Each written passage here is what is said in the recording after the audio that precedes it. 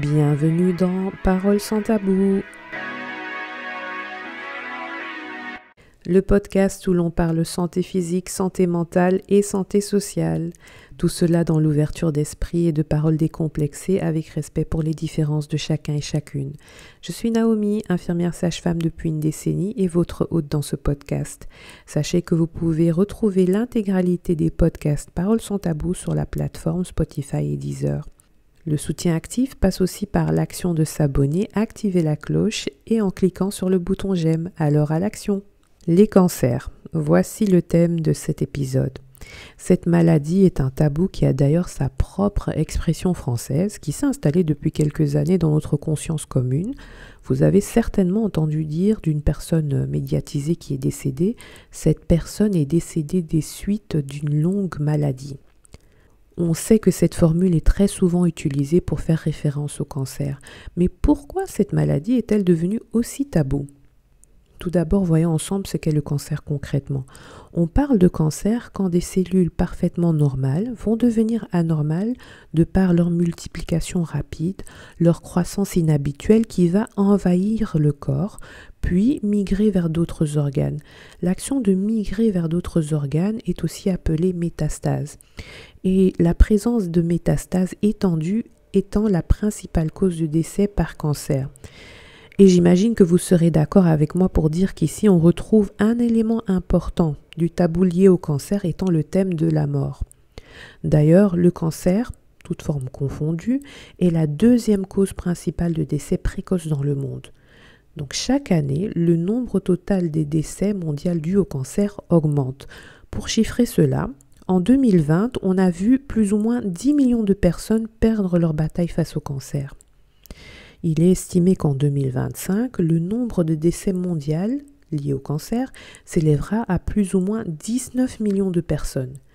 Et quand on va plus loin, en 2030, l'estimation devient encore plus sombre, car les décès dus au cancer pourraient avoisiner plus ou moins les 24 millions de personnes.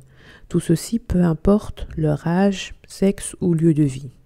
Loin de moi le souhait de vous plomber votre mood ou humeur avec ces chiffres, mais l'idée ici est plutôt de rappeler que rendre ce sujet tabou tel qu'il est maintenant est le meilleur moyen de contribuer à l'augmentation de ces chiffres. Et derrière les chiffres, il y a des personnes qui auraient pu vivre plus longtemps à quelques exceptions près. Parce que lorsqu'on se retient d'aborder des sujets tels que le cancer, bien, on finit inévitablement par concentrer l'énergie et ressources de nos sociétés vers la guérison. Qu'on se comprend bien, en soi, c'est une bonne chose. Mais on pourrait faire mieux, en concentrant notre énergie et ressources vers la prévention, ce qui est positif car on sait que c'est le meilleur moyen de freiner l'augmentation des chiffres des décès dus au cancer. Alors non, ce n'est pas de l'humour noir, mais faire de la prévention est quelque chose de parfaitement possible et aussi dans le contexte du cancer. Pour cela, il faut entreprendre une action qui est l'opposé du tabou, c'est-à-dire parler du sujet qu'est le cancer. Et pour rendre cela plus palpable, je vais vous donner quelques exemples concrets de prévention possibles pour ce qui est du cancer. On va commencer avec les femmes. Ensuite, on parlera des messieurs. Chez les femmes, les cancers les plus présents et ravageurs sont le cancer du sein, le cancer colorectal, le cancer du col de l'utérus et le cancer des poumons. On prend l'exemple du cancer du sein. Bien, le dépistage précoce de ce cancer augmente les chances de guérison complète en permettant dans certains cas un traitement moins intrusif. On conseille de manière générale le dépistage annuel dès 45 ans par mammographie. Mais voilà, tout le monde n'a pas accès à cette technologie. Donc la prévention du cancer du sein, c'est aussi observer les seins régulièrement pour détecter une masse, pour détecter un changement de forme, un changement de taille, un changement d'apparence des seins ou de la peau du mamelon, ou encore un écoulement anormal du mamelon. C'est quelque chose qui est à la portée de toutes. Et si vous êtes en couple, bien, messieurs, la santé de la poitrine de vos compagnes est aussi votre responsabilité. Vous l'aurez compris, la prévention ici consiste à détecter ce cancer au plus tôt et de traiter en conséquence avec pour objectif d'éviter le non-retour. Deuxième exemple concret, le cancer du col de l'utérus qui est associé à l'infection sexuellement transmissible qu'on appelle le papillomavirus ou aussi connue sous l'abréviation PVH. Donc c'est une infection, lorsqu'elle n'est pas traitée, elle va lentement mais sûrement causer le cancer du col de l'utérus.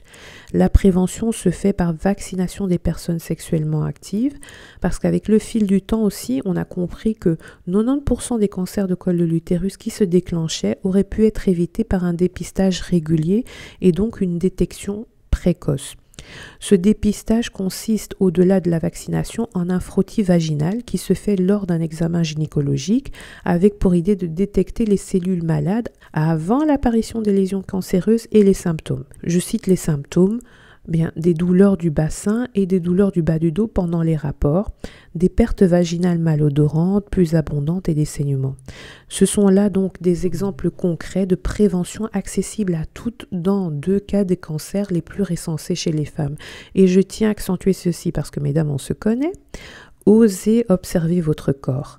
Regardez, touchez, bref, vous approprier votre corps vous aidera à être en alerte pour votre santé. La pudeur n'a pas de place entre vous et votre corps. Par expérience professionnelle, c'est un point qui s'est souvent révélé clé chez les femmes ayant été diagnostiquées de manière tardive pour des maladies qui, de prime abord, auraient été plus simples à soigner si prises en charge plus tôt. Pour ce qui est des hommes, les cancers les plus présents et ravageurs sont le cancer du poumon, le cancer de la prostate et le cancer colorectal. Là aussi, la prévention a son rôle à jouer. On va prendre l'exemple du cancer de la prostate. On conseille de se faire dépister annuellement à partir de 45 ans, messieurs. Mais cela peut aussi arriver plus tôt dans la vie d'un homme et donc il faut être conscient des symptômes qui doivent vous mettre en alerte. Comme je cite, un besoin d'uriner plus fréquent, un jet d'urine plus faible, des fuites urinaires, des difficultés à uriner, une érection difficile et une éjaculation douloureuse. Ces symptômes sont des éléments clés qui doivent vous tirer la sonnette d'alarme. Quant au cancer colorectal, sachez qu'il existe plusieurs variétés en fonction de la place dans les intestins où va se situer le cancer. Mais les symptômes indiquant le début de ces cancers sont généralement les pertes de sang anal, des changements inexpliqués et continus du rythme des selles, et à la fatigue, l'amaigrissement inexpliqué et des maux de ventre persistants. Faites un check-up si vous remarquez ces symptômes. Une fois de plus, de manière générale, il est conseillé de faire un dépistage tous les 2 ans à partir de 50 ans. Messieurs, n'ayez pas honte de chercher de l'aide. Vous savez, votre masculinité et votre virilité ne vous seront d'aucun intérêt dans la tombe. Donc, on prend le temps de se soigner en commençant par chercher de l'aide. Ce sont là quelques petits échantillons d'exemples de prévention possibles. Je me répète, dans beaucoup de cas de cancer, la prévention consistera donc à détecter les signes anormaux au plus tôt de la maladie, parce qu'on sait que le pronostic est généralement plus favorable au début qu'à des stades plus avancés. Du coup, on s'est rendu compte qu'il fallait investir dans la conscientisation des populations avec pour résultat positif le ralentissement des décès précoces dus au cancer et son traitement tardif. Attention, il n'y a pas de miracle ou technique miracle. Ici, on se concentre avant tout sur ce qu'on peut tous faire, c'est-à-dire ouvrir la parole taboue. Ceci nous amène au point qu'est le traitement du cancer. Les traitements de cancer varieront en fonction du type de cancer, l'âge de la personne concernée, l'état général et le degré d'extension. L'objectif sera d'atteindre la rémission, voire la guérison du cancer. La prise en charge de cette maladie se fait toujours en équipe de plusieurs spécialités médicales, et cela sous la guidance d'un médecin oncologue. Vous avez déjà entendu parler de l'oncologie ? Bien, l'oncologie, c'est la partie médicale où l'on s'est spécialisé dans la prise en charge des cancers et de leur traitement. Comprenez que leur idée, c'est de combiner le plus de connaissances possible pour soigner, soutenir lors des différentes étapes du cancer et son traitement, sachant que les traitements sont généralement lourds physiquement, mais aussi psychologiquement. C'est un parcours fort solitaire à certains moments, mais pas avec des équipes aussi bienveillantes à vos côtés. Il n'y a malheureusement pas de traitement miracle pour le cancer car on sait maintenant avec certitude que c'est une maladie qui prend son issue dans différentes facettes de notre vie moderne, et j'accentue bien moderne. Certains cancers sont d'origine génétique, donc liés à des changements au niveau des gènes qui sont transmis de parents à enfants, et ces cancers-là sont une minorité. La majorité des cancers trouvent leur issue dans ce que je définis comme étant une toile tissée par des composants tels que la pollution environnementale, les désordres hormonaux, l'inactivité physique aussi appelée la sédentarité, l'alimentation de mauvaise qualité ou encore l'usage du tabac et l'alcool. On en revient souvent à ce que j'appelle les habitudes de vie. On est tous concernés, peu importe où on se trouve dans le monde. Les habitudes de vie dites industrialisées, entre guillemets, ou aussi appelées occidentalisées, s'infiltrent ou sont déjà bien installées dans certaines parties du monde et avec elles viennent les changements de santé générale dans la population. Je m'explique. Le monde scientifique médical tire la sonnette d'alarme puisqu'on voit des parties du monde telles que l'Asie et l'Afrique qui étaient relativement épargnées par les cancers, qui depuis quelques années montrent une explosion des cas de cancer en adéquation avec l'industrialisation de leur société et habitudes de vie traditionnelles respectives.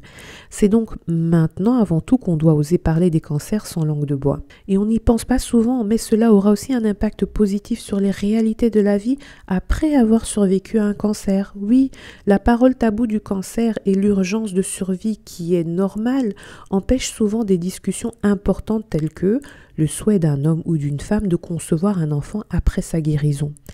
Dans mon quotidien professionnel, je suis en contact journalier avec des personnes en âge de se reproduire, touchées par différentes sortes de cancers. Ces personnes doivent être prises en charge par les équipes de la fertilité au plus vite avant de commencer leur traitement pour combattre le cancer. Traitements qui souvent sont néfastes pour la fertilité.